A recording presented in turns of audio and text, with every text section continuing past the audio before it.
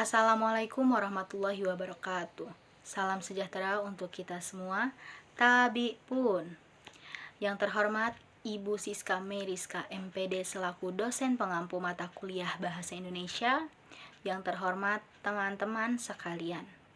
Puji syukur kita panjatkan kehadirat Allah Subhanahu wa Ta'ala yang telah memberikan nikmat yang luar biasa untuk kita semua. Dan tidak lupa juga sholawat serta salam kepada Nabi besar kita, Nabi Muhammad Shallallahu Alaihi Wasallam. Pada kesempatan kali ini, saya Bella Nandayana yang akan menjadi moderator pada kali ini. Dan topik yang kita akan bahas pada kesempatan kali ini adalah tentang kutipan, catatan kaki, bibliografi, dan daftar pustaka. Sebelumnya, izinkan saya untuk memperkenalkan anggota kelompok 9, yang mana dimulai dari saya sendiri, Bella Nandayana 2115011013, Erlangga Panca Arta 2115011060, Muhammad Majid 2115011080, Rosita Kartika Sari 2115011043, Tegar Auditio 2155011013, dan Fariski Andika 215501111011. Baiklah, untuk pembahasan pertama yaitu tentang kutipan yang akan disampaikan oleh saya sendiri. Pengertian kutipan. Kutipan merupakan sebuah pinjaman atas kalimat atau pendapat seseorang dari seorang pengarang atau seseorang yang sangat terkenal, baik di dalam buku, surat kabar, majalah, ataupun media elektronika. Dalam arti lain, kutipan merupakan pengulangan suatu ekspresi sebagai bagian dari yang lain, terutama saat ekspresi yang dikutip tersebut terkenal atau juga secara tersurat dihubungkan dengan kutipan ke sumber aslinya, serta juga ditandai oleh tanda kutip. Selanjutnya, tujuan kutipan. Yang pertama, sebagai pendukung argumen ataupun juga analisa penulis. Yang kedua, sebagai landasan teori dalam mengemukakan pemikiran atau tulisan kita. Yang ketiga, sebagai penjelasan. Dan yang terakhir, sebagai penguat dalam argumen atau pendapat yang dikemukakan. Selanjutnya adalah macam-macam jenis kutipan. Salah satunya ada kutipan langsung.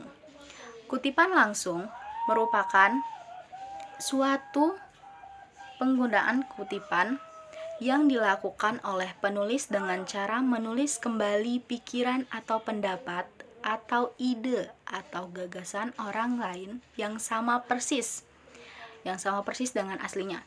Atau dapat dikatakan bahwa penulis secara langsung menggunakan teknik copy-paste tanpa adanya pengubahan dari kalimat aslinya. Prinsip dasar pada kutipan langsung adalah mengutip sumber bacaan dengan secara langsung, dilakukan sama persis seperti yang dituliskan yang terdapat dalam sumber. Artinya tidak menambah ataupun juga tidak dikurangi. Jika kata, kalimat, atau paragraf tidak dicetak miring ataupun dicetak tebal, maka pengutipan tersebut tidak boleh mencetak miring atau dicetak tebal pada saat mengutip kalimat tersebut. Selanjutnya akan dilanjutkan oleh rekan saya yaitu Rosita Kartika Sari. Kepadanya dipersilahkan. Saya Rosita Kartika Sari, NPM 043, akan melanjutkan presentasi dari teman saya. Ciri-ciri kutipan langsung. 1. Tidak mengalami perubahan terhadap teks yang dikutip. 2. Menggunakan titik 3 berspasi jika terdapat bagian kata-kata dari kutipan yang dihilangkan. 3. Menggunakan tanda dalam kurung SIC tanda seru apabila terdapat kesalahan dalam teks aslinya. Contoh, titik, hal itu memiliki maka dalam kurung SIC tanda seru yang ambigu. 4. Menambahkan sumber kutipan dengan menggunakan sistem APA, MLA, ataupun juga sistem yang berlaku lainnya. Contoh kutipan langsung dapat dilihat pada PPT. Selanjutnya, Macam-macam jenis kutipan langsung. 1. Kutipan langsung panjang atau block quotes. 2. APA style, American Psychological Association, yaitu apabila panjang kalimat yang penulis kutip melebihi 40 kata. Selanjutnya, MLA style, Modern Language Association, yaitu apabila panjang kalimat yang penulis kutip melebihi 4 baris. Selanjutnya, apabila si penulis mengutip sumber bacaan itu berjumlah 4 baris atau lebih, teks yang dikutip diketik pada alinea baru. Ciri-ciri kutipan langsung panjang. Dipisahkan dari teks dengan menggunakan spasi, jarak antar baris lebih dari teks. Diberi jarak rapat antar baris dalam kutipan. Boleh diapit tanda kutip, boleh juga tidak. Kutipan langsung pendek. Adapun penulis mengutip sebuah sumber bacaan yang berjumlah kurang dari 4 baris. Teks yang dikutip tersebut dimasukkan menjadi bagian dalam tulisannya serta juga sebagai kelanjutan tubuh tulisannya, bukan paragraf baru. Dengan mempergunakan tanda kutipan berupa koma 2 di bagian atas serta juga koma 2 di bagian atas kalimat yang dikutip. Kutipan langsung pendek tersebut ditulis menjadi satu di dalam sebuah paragraf karya tulis. Tanda petik tersebut memisahkan di antara kalimat kutipan dengan kalimat penulis. Sumber kutipan tersebut ditulis dekat dengan kalimat kutipan. Ciri-ciri kutipan langsung pendek. 1. Terintegrasi langsung dengan teks. 2. Berjarak antar baris yang sama dengan teks. 3. Diapit dengan tanda kutip. 4. Tidak lebih dari 4 baris. Selanjutnya, kutipan tidak langsung. Kutipan tidak langsung merupakan penggunaan kutipan yang dilakukan oleh penulis dengan cara mengambil pikiran atau ide atau gagasan pendapat orang lain, kemudian menyampaikan dalam sebuah karya penulis itu dengan kalimat sendiri sesuai dengan pemahamannya pada kutipan tersebut. Artinya, penulis tersebut tidak menuliskan dengan sama persis dengan tulisan atau paragraf kalimat yang dikutipnya. Penulis itu merangkum serta merangkai kalimat yang didasarkan dari artikel atau sumber lainnya. Selanjutnya, ciri-ciri kutipan tidak langsung. Mengalami perubahan kalimat pada teks yang dikutip. 2. Tidak adanya suatu perubahan ide pikiran dari pendapat orang yang dikutip. 3. Disampaikan sesuai pemahaman penulis terhadap teori yang dikutip. 4. Diakhiri dengan nomor kutipan tanpa tanda petik 2. Contoh kutipan tidak langsung dapat dilihat pada PPT yang tersedia. Sekian dari saya, selanjutnya akan dilanjutkan oleh teman saya. Materi selanjutnya akan disampaikan oleh Tegar Auditio. Kepadanya dipersilahkan. Assalamualaikum warahmatullahi wabarakatuh. Saya Tegar Auditio dari kelompok 9. Saya akan menjelaskan tentang catatan kaki. Pengertian dari catatan kaki adalah keterangan yang ditambahkan di bagian bawah halaman yang biasanya dicetak dengan huruf yang lebih kecil daripada huruf di teks, guna menambahkan rujukan uraian di dalam naskah pokok. Catatan kaki ini menjelaskan sumber asal sebuah kutipan, baik kutipan langsung ataupun tidak langsung, dan untuk menjelaskan teks atau istilah khusus yang perlu dijelaskan lebih panjang. Kemudian jenis-jenis catatan kaki itu ada 2. Yang pertama catatan kaki lengkap dan yang kedua catatan kaki singkat. Catatan kaki singkat dibagi menjadi 3, yaitu ibid, objit, dan logsheet. Untuk penjelasannya bisa dilihat di PPT. Dan cara membuat catatan kaki itu ada 15 langkah. Saya akan membacakan 3 langkah. Garis yang panjangnya 4. Yang pertama, garis yang panjangnya 14 karakter dari margin sebelah kiri dan berjarak 4 spasi dari tulisan atau teks. Yang kedua, diketik atau ditulis dengan satu spasi, yang ketiga harus diberikan nomor, dan yang lainnya bisa dilihat di PPT kami. Materi selanjutnya akan disampaikan oleh Muhammad Majid. Kepadanya dipersilahkan. Baik, saya lanjutkan. Ada teknis membuat penulisan catatan kaki yang perlu diingat. 1. Nama pengarang tidak dibalik. 2. Judul buku dicetak miring jika diketik dengan komputer atau di garis bawah jika tidak diketik dengan komputer. Selain buku, artikel di majalah, koran, atau jurnal. Judul sumber buku ditempatkan dalam tanda petik 2, tidak dicetak miring atau di garis bawah. 3. Kota terbit. 4. Nama penerbit. 5. Tahun terbit. 6. Nomor halaman. 7. Semua unsur dihubungkan dengan tanda koma, kecuali setelah kota terbit dihubungkan dengan tanda titik 2. Untuk contoh penulisan dapat dilihat di PPT.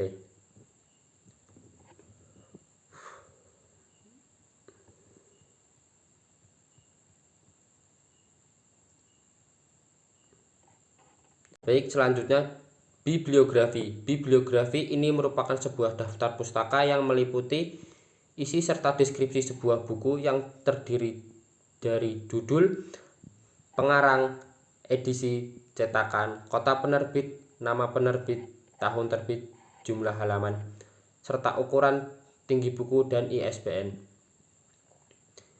Bibliografi disebut juga dengan daftar kepustakaan, yakni daftar yang isinya judul buku, artikel, serta bahan penerbit lainnya yang berhubungan dengan suatu karangan yang sudah diselesaikan. Untuk orang awam, bibliografi tidak penting, namun sebenarnya bibliografi sangatlah penting, disebabkan untuk melampirkan sumber di akhir tulisan. Tujuan bibliografi untuk bisa tahu adanya suatu atau sejumlah buku atau juga pustaka yang sudah pernah diterbitkan.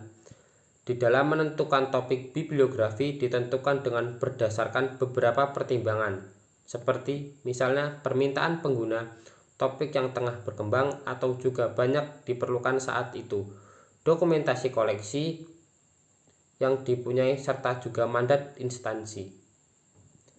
Baik, selanjutnya akan dilanjutkan oleh Erlangga. Materi selanjutnya akan disampaikan oleh Erlangga Panca Arta. Kepadanya dipersilahkan. Baik, akan saya lanjutkan. Materi yang selanjutnya ialah unsur-unsur bibliografi. Unsur-unsur dari bibliografi ini ialah sebagai berikut. Yang pertama ialah nama pengarang. Di nama pengarang ini dikumpulkan dari berbagai sumber dengan lengkap. Kemudian judul buku. Di judul buku ini termasuk di dalam judul tambahannya juga. Kemudian yang ketiga ialah data publikasi. Ini meliputi nama penerbit, tempat terbit, tahun terbit, cetakan keberapa, nomor jilid buku, dan tebal buku tersebut, atau jumlah halamannya. Kemudian yang terakhir ialah artikel. Pada artikel ini diperlukan juga judul artikel yang berkaitan, nama majalah atau surat kabar, tanggal dan tahun. Kemudian lanjut ke macam-macam jenis bibliografi. Menurut cara penyajian dan uraian deskripsi terbagi menjadi dua, ialah yang pertama bibliografi deskriptif. Bibliografi deskriptif ini merupakan suatu jenis bibliografi yang isinya lengkap dengan deskripsi singkat yang didapat dari gambaran fisik yang tertulis di dalam bahan pustaka. Misalnya seperti judul buku atau majalah. Kemudian yang kedua ialah bibliografi evaluatif. Bibliografi ini merupakan jenis bibliografi yang lengkap dengan evaluasi mengenai suatu bahan pustaka. Kemudian evaluasi ini melingkupi penilaian terhadap isi bahan pustaka atau juga artikel. Kemudian menurut cakupan. Menurut cakupan ini terbagi beberapa bibliografi. Yang pertama ialah bibliografi retrospektif. Bibliografi ini merupakan jenis bibliografi yang menulis bahan pustaka yang sudah diterbitkan pada zaman dahulu. Misalnya bibliografi sejarah perang Diponegoro. Kemudian yang kedua bibliografi current. Bibliografi ini merupakan jenis bibliografi yang menulis terbitan yang sedang atau juga masih terbit pada saat ini atau sekarang. Contohnya yaitu tentang UIPD atau Ulrich International Periodical Directory. Yang ketiga ialah bibliografi selektif. Bibliografi ini merupakan bibliografi yang menulis terbitan tertentu serta dengan tujuan tertentu. Misalnya ialah seperti bibliografi bukan bacaan terpilih, yaitu untuk anak usia prasekolah. Kemudian bibliografi subjek. Bibliografi ini merupakan bibliografi yang menulis bahan pustaka atau juga artikel di bidang ilmu serta subjek tertentu. Misalnya seperti bibliografi khusus ternak sapi. Yang terakhir ialah bibliografi nasional. Nah, di bibliografi nasional ini merupakan bibliografi yang menulis terbitan suatu negara atau juga daerah regional tertentu. Misalnya contohnya seperti Bibliografi Nasional Indonesia. Kemudian lanjut ke cara menyusun bibliografi. Yang pertama ialah nama pengarang itu disusun menurut abjad dengan secara urut.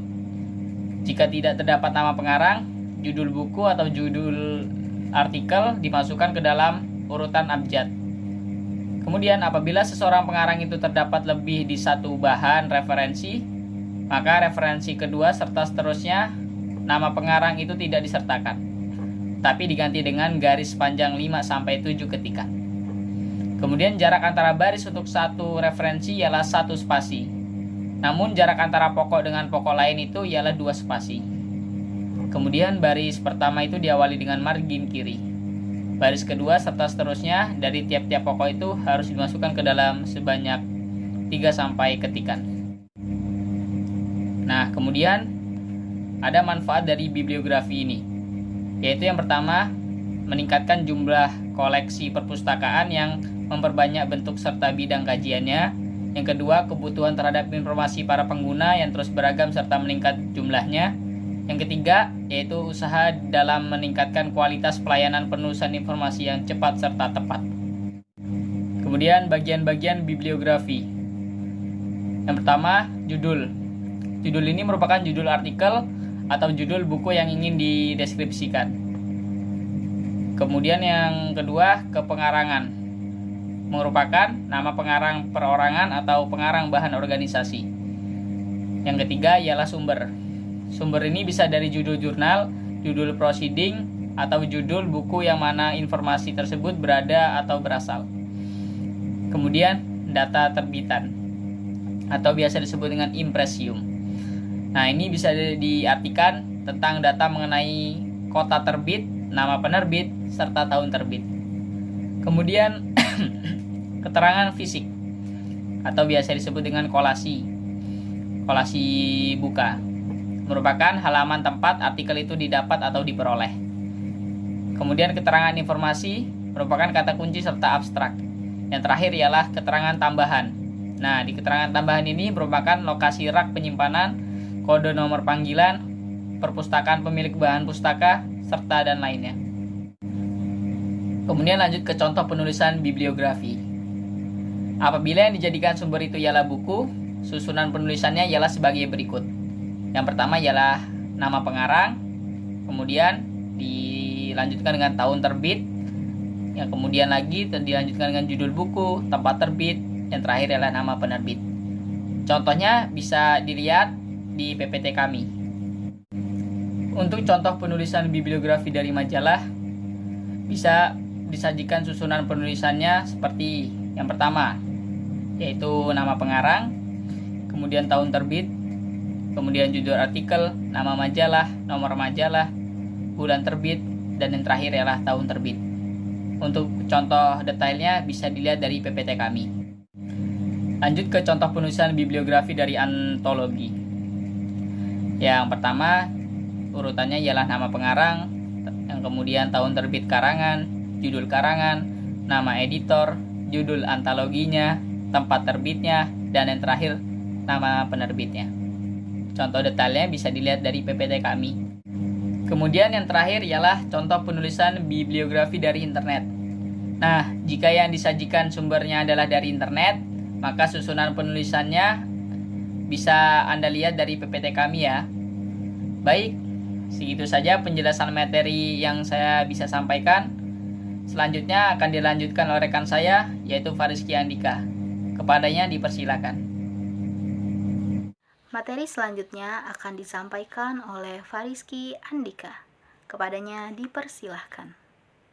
Materi selanjutnya adalah penulisan daftar pustaka yang baik dan benar. Memahami format penulisan daftar pustaka yang baik dan benar dalam sebuah karya ilmiah, baik dari artikel cetak berupa buku, jurnal, dan makalah maupun dari internet. Daftar pustaka adalah suatu susunan tulisan di akhir sebuah karya ilmiah yang isinya berupa nama penulis, judul tulisan, penerbit, identitas penerbit, dan tahun terbit. Daftar pustaka ini digunakan sebagai sumber atau rujukan seorang penulis dalam berkarya. Keberadaan daftar pustaka sangat penting guna menunjukkan bahwa suatu tulisan atau karya ilmiah tidak hanya dibuat berdasarkan pemikiran orisinal seorang penulisnya saja, tetapi juga mendapat rujukan yang banyak dari berbagai pemikiran orang-orang lainnya. Daftar pustaka juga digunakan sebagai ucapan terima kasih untuk penyumbang data penelitian. Selain itu, daftar pustaka juga dapat membantu pembaca yang ingin mencari tahu lebih dalam soal topik atau permasalahan tertentu dalam sebuah karya ilmiah. Selanjutnya, aturan umum penulisan daftar pustaka. Nama. Nama penulis ditulis paling awal. Nama belakang atau nama keluarga penulis terlebih dahulu, diikuti dengan tanda koma. Setelah itu, cantumkan nama depan dan tengah penulis buku tersebut. Jika buku tersebut merupakan karya dari 2 penulis atau lebih, hanya penulis pertama yang urutannya namanya dibalik. Penulis kedua dan seterusnya berada setelahnya, dengan urutan yang sesuai nama aslinya. Tahun terbit. Penulisan tahun terbit diurutkan setelah nama penulisan dari buku yang digunakan sebagai daftar pustaka. Jangan terkecoh pada tahun cetakan awal, sebab bisa saja buku yang dipakai merupakan cetakan kedua, ketiga, ataupun terakhir. Judul buku. Tuliskan judul bukumu secara lengkap. Jangan lupa penulisan judul dibuat dengan format italik atau miring. Kota dan nama penerbit. Bagian terakhir dalam penulisan daftar pustaka sebuah buku adalah mencantumkan kota penerbitan dan nama penerbit yang mencetak buku tersebut. Dahulukan penulisan nama kota, baru diikuti dengan penerbit yang dibatasi dengan tanda titik 2. Selanjutnya, hal lain yang perlu diperhatikan adalah tanda batas dari tiap urutan. Pastikan untuk menggunakan tanda titik sebagai pembatas dari urutan nama, tahun terbit, judul buku, hingga kota nama penerbit. Berikut adalah contoh daftar dari buku. Dapat dilihat dari PPT kami. Selanjutnya, penulisan daftar pustaka dari artikel dalam jurnal, skripsi, dan makalah. Tidak berbeda jauh dengan penulisan daftar dari sumber berupa buku. Yang perlu dicantumkan dalam daftar pustaka dari artikel dalam jurnal, skripsi, dan makalah adalah penulis, tahun terbit, judul artikel, kota, dan nama penerbit. Hanya saja, ada perbedaan penulisan untuk beberapa urutan tersebut, yakni sebagai berikut. Nama. Pastikan nama yang sobat tulis dalam daftar pustaka adalah nama penulis artikelnya, bukan editor dari jurnal, koran, ataupun majalah yang menjadi sumber referensi. Judul. Penulisan judul tidak menggunakan format italik, melainkan tegak lurus dengan pemberian tanda kutip, pembuka, dan penutup. Setelah itu, lanjutkan dengan penulisan sumber jurnal ataupun majalah yang memuat artikel tersebut. Penulisan nama jurnal, majalah, atau koran dalam cetak miring. Kutipan nomor halaman artikel ditulis dalam tanda kurung. Berikut adalah contoh penulisan daftar pustaka dari artikel, cetak, jurnal, skripsi, dan makalah. Dapat dilihat di PPT kami. Selanjutnya, penulisan daftar pustaka dari internet. Nama. Cara penulisan nama untuk artikel daring tidak berbeda dengan tulisan nama dari sumber buku maupun artikel cetak. Tahun penayangan. Tuliskan tahun penayangan dari artikel tersebut. Judul. Judul artikel daring tidak ditulis secara italik ataupun miring, melainkan hanya diapit tanda kutip. URL. Jangan lupa mengenalin alamat URL dari artikel tersebut agar dapat diakses jika ada yang ingin membuktikan kesaksiannya. Waktu pengambilan. Di bagian akhir, jangan lupa mencantumkan waktu pengambilan artikel daring itu secara lengkap, yakni tanggal dan jam saat artikel tersebut untuk menjadikan sebagai sumber referensi. Selain urutan masalah tanda batas dan dalam daftar pustaka, artikel internet atau daring agak berbeda dengan tulisan dari sumber cetak. Tanda titik sebagai batas hanya berlaku untuk mengakhiri nama penulisan dan tahun penayangan. Sementara itu, pembatasan dari judul ke URL dan dari URL ke waktu pengambilan data berupa tanda koma. Berikut adalah contoh daftar pustaka dari internet, artikel atau daring, dapat dilihat di PPT kami. Sekian presentasi dari kelompok 9. Mohon maaf bila ada kesalahan kata ataupun kurang jelas dalam penyampaian materinya. Kami akhiri. Wassalamualaikum warahmatullahi wabarakatuh.